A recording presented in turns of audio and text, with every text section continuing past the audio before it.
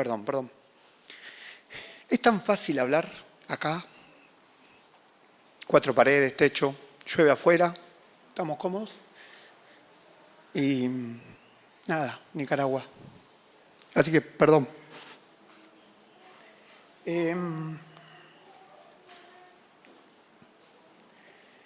A ver, disculpen, fue más fuerte que yo. Hubiera estado bueno después, quizás, así. Perdón. No quiero quedar sentimentaloide, pero a veces uno piensa que no hace nada y escucha ejemplos de hermanos que se ocupan. Y bueno, justo esto, ¿no? La gran comisión, ¿por qué predicar? Hay tanto para decir y si vemos desde otro lado, tan poco si ya sabemos todo o ya lo tenemos como incorporado. ¿Por qué predicar? No es para qué, cómo, cuál es la urgencia, qué estrategia vamos a usar. ¿Por qué predicar? Y si partimos de lo más básico, gracias. Muchas gracias. Si partimos de lo más básico, ¿cuál sería la respuesta más sencilla y que se nos viene primero a la cabeza? Porque la gente se pierde, está perdida. ¿Cuál sería otra respuesta? Porque es un mandamiento. ¿Qué más? Porque Cristo es la solución. Dios ha hablado hoy, podemos retirarnos a nuestras casas, porque ya es básicamente un poco, lo sabemos. Entonces, para desglosar un poquito por qué predicamos, vamos a arrancar paso a paso. Vamos a ver de a poquito. En Marcos 16:15, yo les invito a abrir sus Biblias, porque vamos a ir recorriendo bastante. Marcos 16:15.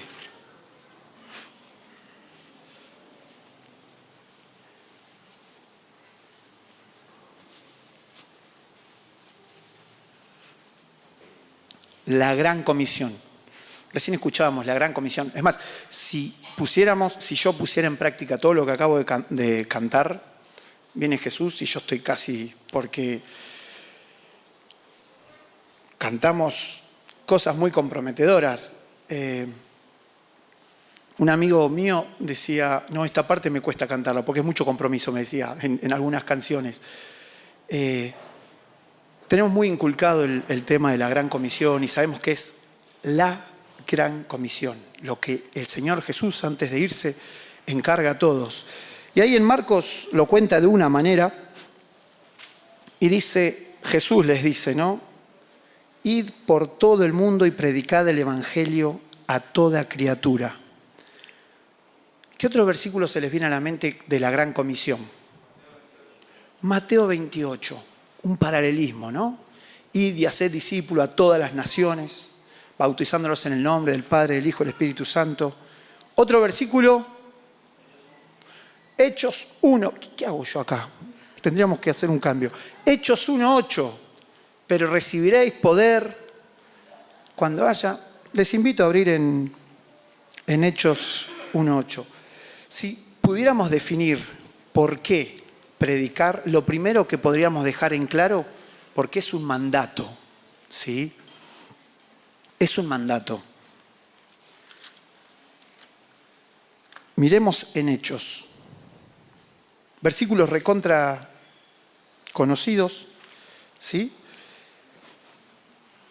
El versículo 7 dice, no os corresponde a vosotros saber los tiempos ni las épocas que el Padre ha fijado con su propia autoridad. El que escribe, sabemos que es Lucas, que escribe como la continuación, dice, pero recibiréis poder cuando el Espíritu Santo venga sobre vosotros y me seréis testigos en Jerusalén, en toda Judea y Samaria, hasta los confines de la tierra. Jesús le está dando esta orden a sus discípulos, ¿sí? Entonces, ahí está, vamos a ver. ¿Por qué es un mandato? O sea, si partimos por la base, el Señor Jesús dijo, Sebastián, andá y predica por todo el mundo el Evangelio. A todos nosotros, vayan. No dijo, tranquilos, inviten a la iglesia, inviten a uno de los pastores de la iglesia que le vaya a predicar a sus compañeros. No, dice que vayamos, que tenemos que salir. Pero eso ya lo recontra sabemos, ¿no? Que no nos tenemos que quedar quietos, sino que tenemos que ir. Vayan, prediquen, salgan, anímense, háganlo. Es una orden, es un mandato.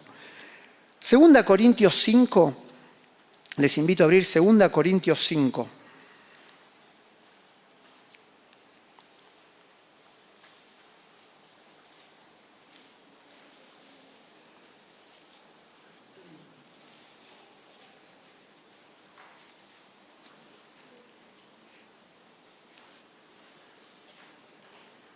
...18...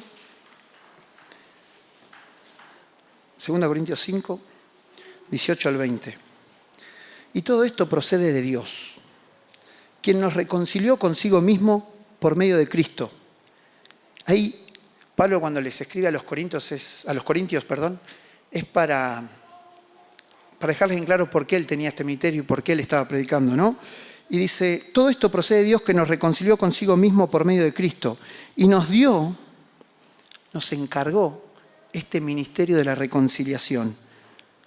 A saber, ¿cuál es? Que Dios estaba en Cristo reconciliando al mundo consigo mismo, no tomando en cuenta a los hombres sus transgresiones, y nos ha encomendado a nosotros la palabra de la reconciliación. Fíjense, primero dice, nos dio el ministerio de la reconciliación, nos encomendó a nosotros la palabra de la reconciliación. Por tanto, somos embajadores, representantes de Cristo, como si Dios rogara por medio de nosotros en nombre de Cristo. Os rogamos, reconciliaos con Dios. Y ahí ese versículo tan bello que dice, al que no conoció pecado, le hizo pecado por nosotros para que fuéramos hechos justicia de Dios en él. Embajadores, mandato, comisión, nos encargó esto. Entonces es un mandato. No podemos decir, bueno, es para los pastores de la iglesia, es para el que de repente ya tiene varios años en la iglesia o varios años de cristiano. Nada nuevo hasta ahora, ¿no? Su mandato, tenemos que hacerle caso, nos encargó este ministerio. Somos embajadores de Cristo, estamos representando a Dios acá y a nosotros nos encomendó, a nosotros, a ustedes, a mí, a todos nosotros. Ahora, si bien leímos Hechos 1:8, otra de las razones por qué predicar está ahí en ese versículo de Hechos 1:8. Quizás nos cueste, quizás seamos tímidos, quizás digamos, ¿y cómo? Y ahí en Hechos dice, pero recibirán poder cuando el Espíritu Santo venga sobre vosotros, y bueno, y me seréis testigos. Si veremos los versículos anteriores, cuando está contando Lucas acá en Hechos, en el versículo 4 dice, y reuniéndolos Jesús, ¿no?, les mandó que no salieran de Jerusalén, sino que esperaran la promesa del Padre, la cual les dijo, oísteis de mí. Bueno, ahí Juan bautizó con agua, vosotros seréis bautizados. Dice, esperen en Jerusalén, no salgan. ¿Sí? No, esperen. Van a recibir poder cuando venga el Espíritu Santo. Entonces, nosotros podemos decir, bueno, me convierto, listo, voy a esperar. No, ¿qué estamos esperando? Nosotros tenemos el poder del Espíritu Santo. ¿Por qué predicamos? Porque tenemos el poder del Espíritu Santo. A los discípulos les dijo, esperen. Él ahí se va al cielo, los deja, esperen un cachito. Ya va a venir el Espíritu Santo, ya va a venir el Consolador, esperen un cachito. ¿Y nosotros qué estamos esperando? No podemos ponernos en esa posición de decir, bueno, espero cuando Dios me indique. Apenas el Señor Jesús entró en mi corazón y le entregué mi vida, el Espíritu Santo está en mi vida. Y no tengo otro Espíritu Santo diferente al que tenían los grandes discípulos del Señor Jesús, los grandes apóstoles como Pablo. Tenemos al mismo Dios y al mismo Espíritu Santo. Entonces, si partimos de la base, porque es un mandato y porque tenemos el poder del Espíritu Santo. Listo, ahora a pelear. Como que no tenemos excusa, ¿no? Obviamente nosotros nos excusamos de ni bueno, pero me cuesta. Puede ser. pero tenemos al mismo Espíritu Santo en nuestra vida, al mismo Dios obrando. El mismo Señor Jesús que murió en la cruz, que nos hizo hijos de Dios, que Él nos puso en la familia de Dios, hace que seamos los embajadores. Ese Dios que me salvó a través del Señor Jesús y que me encomendó este ministerio de predicar y me dio la orden, también me dijo: vas a recibir poder cuando venga el Espíritu Santo. Ya tenés al Espíritu Santo, tenés el mismo poder. ¿Queremos más poder? ¿Qué dice Pablo en Romanos 1:16? No me avergüenzo del Evangelio porque es poder de Dios. Listo. Tenemos todas las herramientas. Si queremos ir a Mateo, estaré con vosotros hasta el fin del mundo. ¿Por qué es un mandato? Porque tenemos el poder del Espíritu Santo. No hay que esperar. Ahora, vamos a Efesios 1:13. ¿Cómo hicimos nosotros para recibir al Señor Jesús, conocerle y tener esta vida, esta esperanza, la eternidad en Él, la paz que nos da, la vida abundante que nos da? En Efesios 1:13, Pablo hace como el proceso, ¿no? Se los da a los efesios. En Él, también vosotros, después de escuchar el mensaje de la verdad, el evangelio de vuestra salvación, y habiendo creído, fuisteis sellado en Él con el Espíritu Santo de la promesa. Hay dos cosas. Después de escuchar el mensaje, ¿cómo nos llegó a nosotros? ¿Cómo podemos estar seguros de que somos sus hijos y que de repente somos hijos de Dios y que nosotros tomamos ese paso de fe? Porque un día lo escuchamos, básico. Y cuando lo escuchamos creímos. El Evangelio tiene que ser escuchado. Nosotros tenemos que darlo a conocer. Nosotros tenemos que ser quien le diga al que está al lado en la escuela o en el trabajo: hay otro camino. Hay vida, hay esperanza, hay un Dios, hay un mediador entre Dios y vos y yo, Jesucristo hombre. Entonces, nosotros tenemos que creer en el Señor Jesús, aceptarlo, pero antes de creer en Él tuvimos que haber escuchado. Entonces, si vamos a poner líneas básicas, nosotros tenemos que compartir el Evangelio. Es un mandato, tenemos el poder de Dios, pero es un mandato. Hay que compartirlo, tiene que ser escuchado. Alguien tiene que conocer. Pero ¿qué pasa? Nosotros ya estamos en una sociedad donde cree en Dios o no, pero conoce un Dios. Es una sociedad que ya hay alguno que le predicó al que está en nuestro trabajo. Alguno, de algún lado le habrá llegado.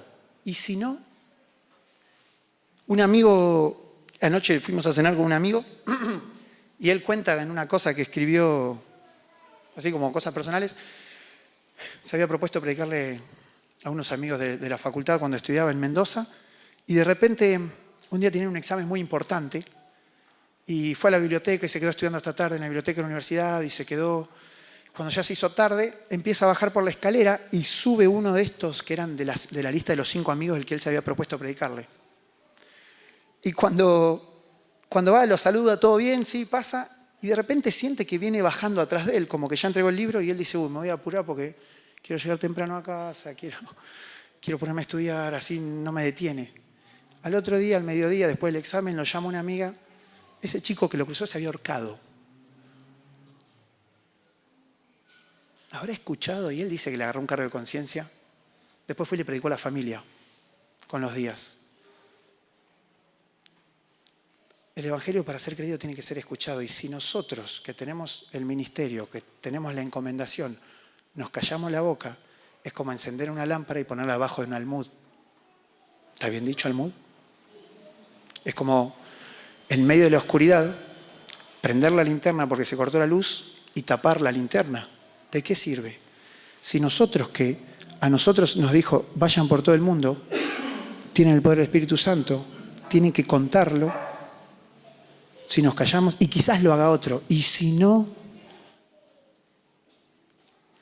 no hay como, es un mandato para ciertas personas, es para todos nosotros. Ahora, Gálatas 3, 2 al 5, fíjense, vamos a seguir hablando de esto. Gálatas 3, fíjense qué importante, 3, 2 y 5, perdón, qué importante que es contar del mensaje de Dios. Fíjense lo que, para dar ejemplos, ¿no? Gálatas 3:2 dice, esto es lo único que quiero averiguar de vosotros. ¿Recibisteis el Espíritu por las obras de la ley o por el oír con fe? Versículo 5.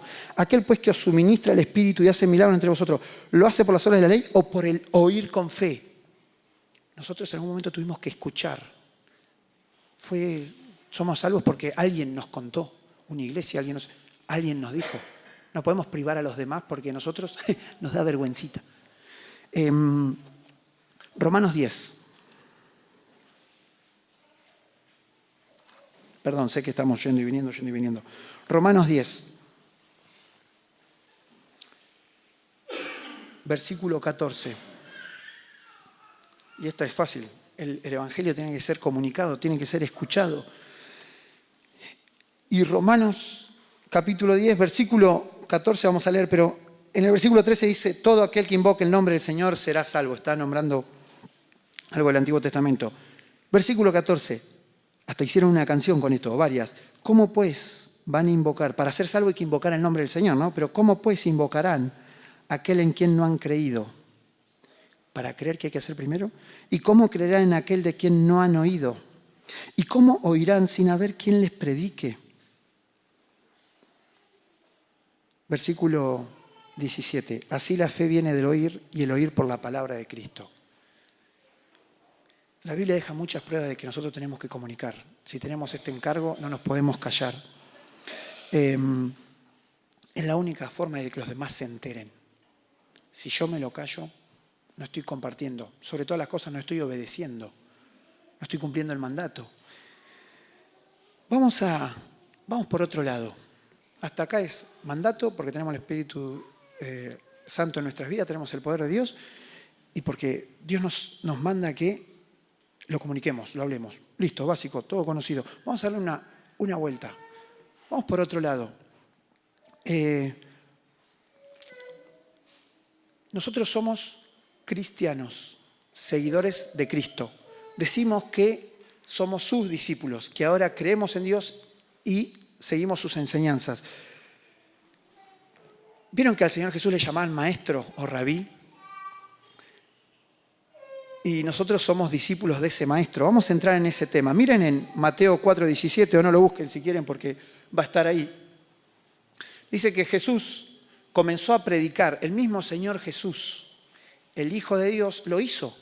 Dice, arrepentíos porque el reino de los cielos se ha acercado. El Señor Jesús comenzó a predicar cuando vino a esta tierra, se bautizó y comenzó. El mismo Señor a quien nosotros tenemos que imitar, Él comenzó a predicar. O sea, Él lo hizo. Después Él nos deja el mandato a nosotros. Pero fíjense ahí en Mateo 4:18, a continuación de ese versículo. Te dije que no busquen y había que buscarlo. Mateo 4:18.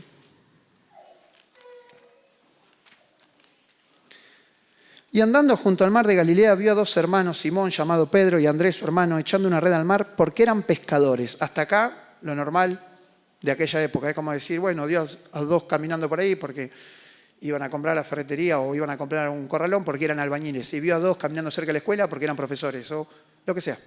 Vio a dos chicos yendo a la secundaria porque eran estudiantes.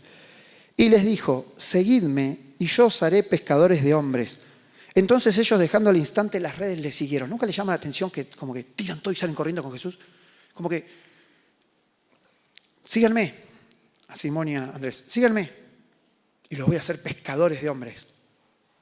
Le dejan la red y se van. ¿Por qué? Porque Dios tenía poder, porque la palabra del Señor Jesús era poderosa, porque el Señor Jesús tenía una forma de... Podemos darle mil explicaciones. Al instante les dejan las redes. Una vez escuché a un hombre que hablaba sobre el sistema educativo. Esto lo comparto siempre porque me llama la atención de cómo eran los en aquel tiempo. Nosotros tenemos jardín, primaria, secundaria, universidad, lo que sea. Los judíos tenían otro sistema de educación que estaba algo así como de los 6 a los 10 años. Se aprendían, esperen que me estoy equivocando por 4 páginas, se aprendían, esto era su educación, este pedazo, el antiguo, perdón, estoy mintiendo, hasta Deuteronomio. Aprendían esta partecita, tipo de memoria, ¿no? El Pentateuco. Después había otro nivel. Ahí había como una prueba, y si era muy, muy, muy bueno, seguían a otro nivel. Secundaria, no sé cómo lo llamaríamos. Tenían un nombre. Entonces, pero tenía que ser muy bueno para pasar al siguiente nivel. Si no era muy bueno, si no tenía la capacidad, si no sabía mucho, si no sabía responder, si se había olvidado de ciertas partes, tenía que volver al oficio de su familia, pescador, carpintero, lo que sea. Ahora, si era muy bueno, comentaba este hombre, que se estudiaban todo el Antiguo Testamento, lo que nosotros llamamos el Antiguo Testamento. Era el segundo nivel. Ahora, otro examen, otra prueba, si eras muy, muy, muy bueno, pero no, Sebastián, ¿no? Bueno en serio, que te conocías todo, pasabas al siguiente nivel. Si no, se volvían a sus oficios, pescadores, carpinteros, lo que hicieran. Ahora, si era muy bueno, podían ir a un maestro, el alumno iba y le pedía a un maestro y le decía, quiero ser su discípulo. Se ofrecía, yo quiero aprender de usted. Y el maestro como que le hacía una serie de pruebas y qué sé yo, y quizás le podía decir, sí, sabés todo, sos muy bueno, aprendiste toda la ley, pero no tenés, como la madera decía este tipo, no tenés la madera para ser mi discípulo.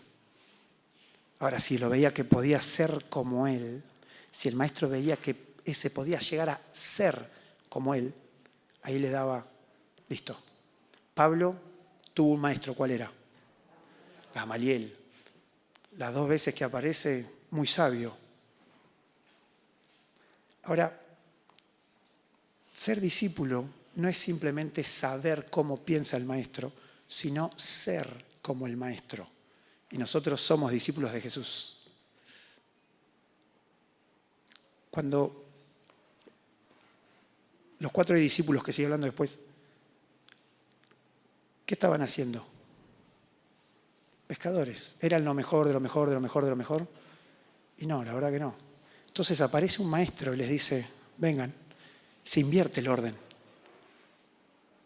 Y entonces este autor dice, más vale, si había una presentación así, si alguien me decía, seguime, listo, era un maestro, ¿cómo no lo voy a seguir? Trata de explicar un poco, si fue así o no, no importa. Si es que fue por eso que lo siguieron, pero automáticamente le siguen. Y el maestro va hacia ellos y los busca. Y empiezan esos 3 años de proceso, porque no es simplemente, y esto es lo que a mí me asombra de esto de los discípulos, de ser discípulo, no es saber lo que el Señor quiere, yo lo sé, hacerlo.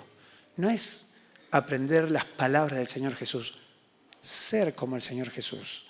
Y ¿no es ese acaso nuestro objetivo? Hasta que todos lleguemos a la estatura de la plenitud de Cristo. Nosotros vamos camino a ser como Jesús, o deberíamos. Entonces, si yo hoy estoy acá, ¿no? Todos nosotros decimos, yo soy hijo de Dios, yo soy discípulo del Señor Jesús, ¿como quién tengo que ser? Como mi maestro. Y Jesús comenzó a predicar. Entonces yo no predico simplemente porque hay algo que hay que cumplir. No, porque tengo que ser como. Es una cuestión de obediencia. El hecho de no predicar, Él dijo un mandamiento. Es un mandato, un orden. El hecho de no predicar, estamos desobedeciendo. Ahora, hay algo más en esto del maestro, que no es solamente solo por obediencia. ¿Cómo era este maestro? Vamos a 2 Corintios 5:14.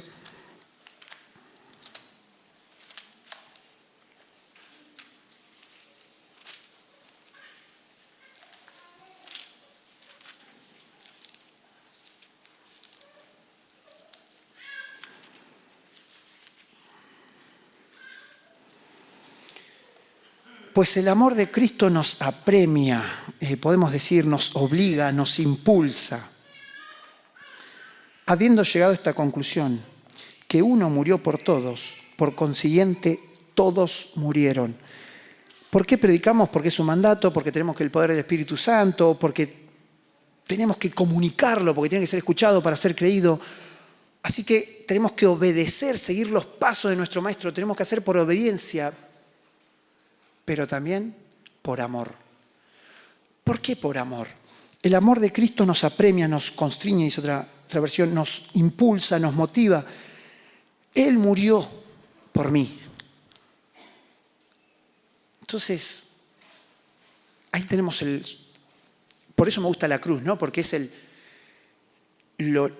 ¿hasta dónde llegó el Señor Jesús? Por mí, que lo merezco y la verdad que no. Ese amor nos tiene que impulsar a nosotros, a la iglesia, ese amor que el mismo Dios se humilla hasta lo sumo, hasta la muerte y muerte de cruz, por amor, por mí, para rescatarme. Nos podemos creer medio santitos, que no matamos a nadie, de que no hay quien busque a Dios, dice la Biblia, eternamente separados, condenados, y en su gran amor me viene a rescatar. Ese amor me impulsa a mí a decir, Él cambió mi vida, ese amor hay que transmitir. Yo te tengo que obedecer a vos, vos diste todo por mí, tengo que ser tu discípulo, ser como Jesús y tengo que obedecerlo. Y este Señor Jesús, este Maestro que tenemos, además de que tenemos que vivir para agradarlo a Él, tenía otra cuestión. Ya lo conocemos todos la versión, pero en Marcos, o la frase, en Marcos capítulo 9, 35.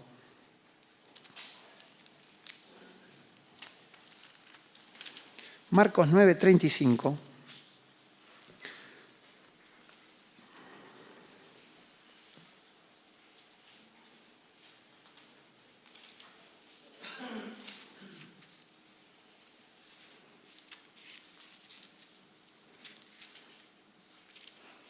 Que está mal.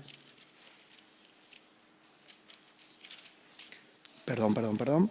No es Marcos 9:35. Bueno, entre tantas citas la puse por ahí.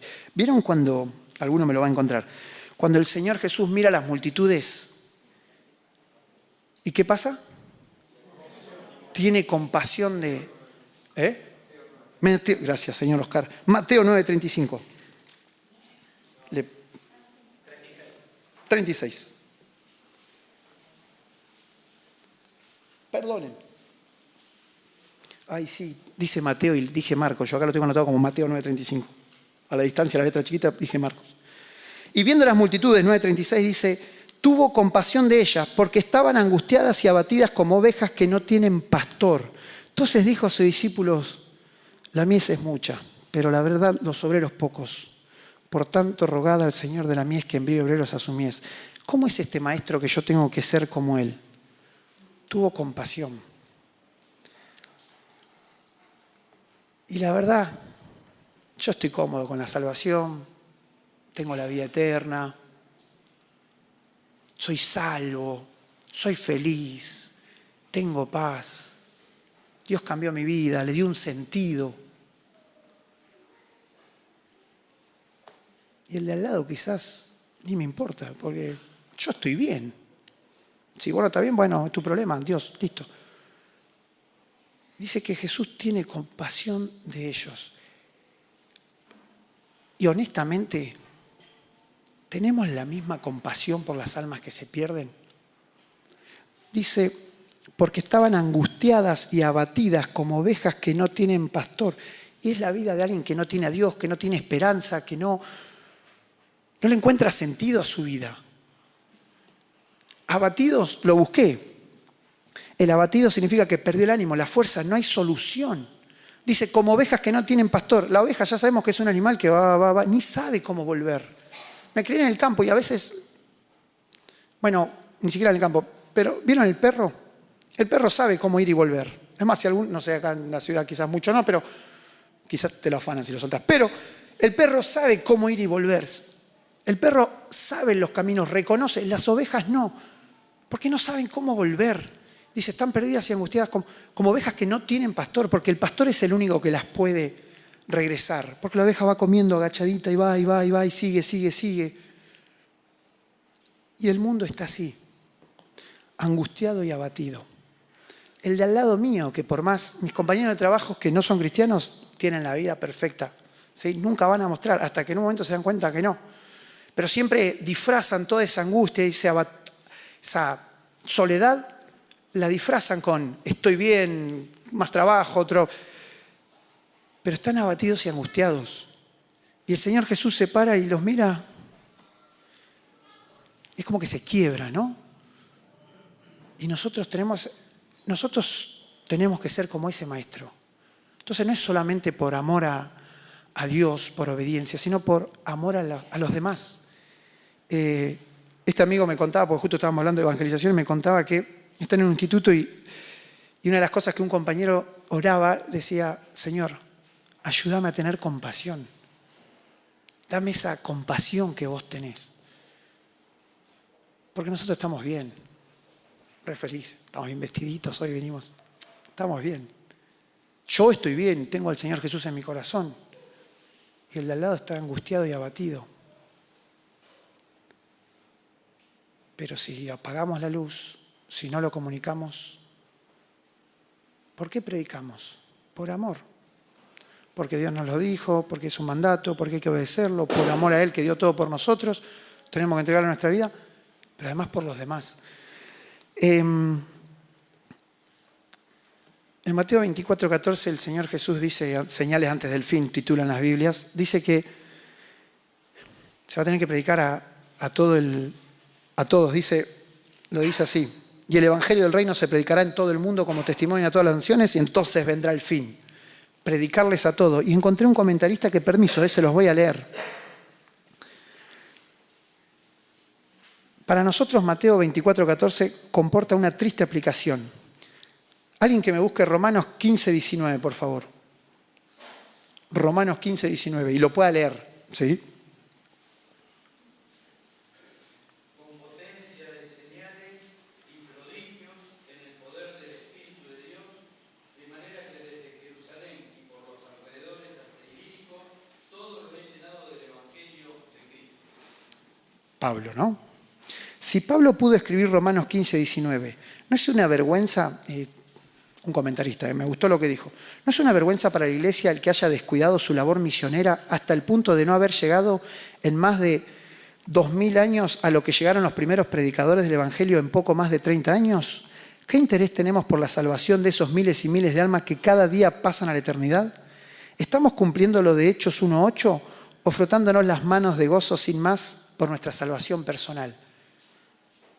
¿Viste cuando te dan con un caño? Bueno, yo estaba primero en la fila y me estaba pegando esto. Porque veíamos a 2 matrimonios y conocemos a muchos otros misioneros que entregan su vida. Compasión por las almas, dejar todo e irse. Y me gustó esto porque me enseña mucho. Nosotros estamos, ¡ay, qué feliz que soy con Dios! Che, qué lástima que no tenés a Dios, ¿eh? Y se nos pasa. Se nos pasa de que no hay tiempo, nos da vergüenza. Y si quizás me dice que no tiene sentido, y un día lo invito a la iglesia. Un día traigo un amigo que le predique. Es un mandato, tenemos que hacerlo todos. Y quizás, no sé, si son chicos van a pensar, no, esto es solo para los grandes. ¿Cuánto tenés? ¿10, 15? Pobrecitos los de 10. ¿15, 17 años? Id por todo el mundo y predicad el Evangelio. Y lo último, Hebreos 1.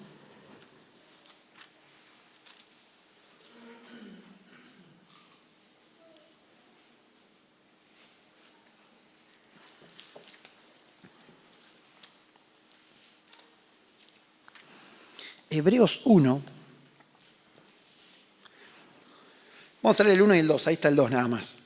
Dios, habiendo hablado hace mucho tiempo, en muchas ocasiones, de muchas maneras a los padres por los profetas, en estos últimos días nos ha hablado por su Hijo, a quien constituyó heredero de todas las cosas, por medio de quien hizo también el universo. En estos últimos días nos ha hablado por su Hijo.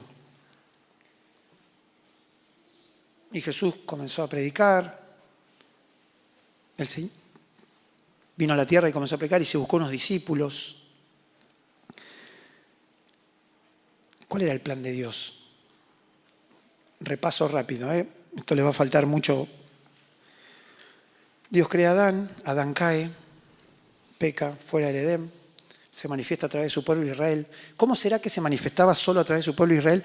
¿Se acuerdan cuando van a Jericó y derriban el muro? Que antes van a inspeccionar. ¿Cuántos van? ¿Con quién se encuentran? Con Rahab. Fíjense que Rahab le dice, no, nosotros escuchamos las cosas que hace el Dios de ustedes. y tenemos mucho miedo. Sabían que arrasaban. Si vamos a la historia, el pueblo de Israel no era un pueblo guerrero, ¿sí? No era como los de 300, no, era un pueblo que Dios lo llevaba. Tenían sus soldados, pero no era un pueblo que históricamente, si lo comparamos a otro pueblo, no se caracterizaban por ser un pueblo que se destacaba en armamento o en el ejército. Y ellos iban venciendo ciudades porque Dios decía, tocan la trompeta, griten, se caían los muros. Y se manifestaba a través del pueblo de Israel. Pasa el tiempo y hace su salvación extensiva hasta nosotros, que no éramos del pueblo de Israel, a través del Señor Jesús. Y nos habla por el Hijo. Y el Señor Jesús muere en la cruz. Comienza a predicar el Señor Jesús. Muere en la cruz. Y antes de irse, la gran comisión. 11. Encima no. Una baja en las filas, 11. Y de esos 11, nosotros. El pueblo de Israel, el Señor Jesús, sus discípulos, y ahí podemos poner los padres de la iglesia, nosotros. ¿Por qué predicar? ¿Por qué no Dios hace algo sobrenatural y baja algo? Este es el camino, no sé. Un cartel luminoso, ¿por qué no pasa algo sobrehumano? Que Dios diga, esta es la manera. ¿Por qué predicar? Porque Dios lo quiso así. Porque este es su plan. Porque esta fue su voluntad. Que nosotros, imperfectos, cobardes, no estoy bromeando, cobardes, tengamos el ministerio de compartir. ¿Por qué predicar? Porque Dios lo quiso así. No solo por amor a los demás, por amor a mi maestro, por obediencia, porque fue su plan. Que seamos nosotros los que digamos, el reino de los cielos se ha acercado. Mi abuela dijo, yo le pregunté, abuela, ¿por qué predicar? Porque somos unos abombados, me dicen. Digo, ¿por qué? ¿Y qué dijo Juan el Bautista y qué decía el Señor Jesús? El reino de los cielos se ha acercado. Si no se acerca el reino, nosotros no nos acercamos a Dios. Entonces, por eso hay que predicar, me dijo. Me gustó la parte de abombados, ¿no? Me dio ahí a mí. ¿Y pero por qué por nosotros? Fue la voluntad de Dios. Es la voluntad de Dios, es el plan de Dios. Imperfectos. Empezó con unos pescadores. Después, si agarramos a Pablo, toda la elocuencia, Pablo. Pero Pablo era uno. Después teníamos a Pedro, siempre el que iba adelante. A uno que dudaba. No, hasta que no toque. Es más, antes de que ascienda, estaban todos medios incrédulos ahí, si leemos bien. Y nosotros ahora, el plan de Dios. Su pueblo, el Señor Jesús, nosotros. Y ahí sí podemos volver a lo básico, porque es su mandato, porque tenemos el poder del Espíritu Santo. Pero era el plan de Dios, utilizarnos a nosotros para llegar a la familia, a los del barrio, y así, hasta lo último de la tierra. Si podríamos resumir en 3 cositas nada más, podríamos decir, ¿por qué es su mandato? Porque soy un discípulo de Cristo y porque es su voluntad soberana. ¿Vieron que suena como, bueno, es el plan de Dios y es la voluntad de Dios? Dice que la voluntad de Dios es agradable y perfecta. Y Dios no es un Dios que juega a los dados, sino que es un Dios soberano, que lo sabe todo y lo hace perfecto, hasta lo que nosotros no entendemos. Y este es su plan, que yo predique. Esta es su voluntad, que nosotros seamos los encargados de transmitir que el reino de los cielos se ha acercado. A veces, ¿vieron las cadenas? Las cadenas, una cadena para sostener algo pesado, está compuesta por eslabones, ¿verdad? ¿Saben de qué estoy hablando? O sea, me explico, saben de lo que estoy hablando, pero me explico. Una vez alguien dijo que una cadena no es más fuerte que el más débil de sus eslabones. Yo lo quedé mirando como diciendo fuerte, débil, no te entendí. Pero pensemos, vamos a pensar una cadena de 10 eslabones. Grande la cadena, 10 eslabones, aguanta 1 tonelada. Vamos más chiquito, 100 kilos. ¿Qué pasa si un eslabón se está por romper. ¿Aguanta los 100 kilos? Pero tiene otros 9. Pero ese eslabón hace que la cadena sea un poco más débil. Por eso él decía, ninguna cadena es más fuerte que el más débil de sus eslabones. Y yo lo miré como diciendo, ¿y ahora? ¿Y por qué medís tu espiritualidad por los puntos más fuertes? Para alentarme, no sé. Podemos quizás ser buenos en lo que hacemos, en lo que sea, en la iglesia, en nuestro ministerio. Ahora, si no cumplimos con el mandato de predicar, quizás porque tengo amigos que son recontra predicadores y tienen una facilidad. Y quizás ese es el punto fuerte, evangelizar. Después la vida espiritual no importa. No, un todo. Pero si somos espirituales, si buscamos a Dios, si queremos agradarle en todo y hacer su voluntad, no nos olvidemos que predicar es un mandato. No nos olvidemos que predicar no hay que esperar que venga el Espíritu Santo. Que predicar no es solo para cierta gente capacitada. Termino con esto. Siempre yo me crié mis papás son cristianos, ahí están, son cristianos. Mi cuna por poco no decía Dios es amor y re cristianito, ¿no? ¿Qué vida pasada tuve? No sé, no me dejaba cambiar los pañales. Entonces cuando crecí veía que amigos míos que se habían convertido de grandes tenían una facilidad para transmitir porque tenían algo que contar. Mi vida era así, iba re mal y ahora va así.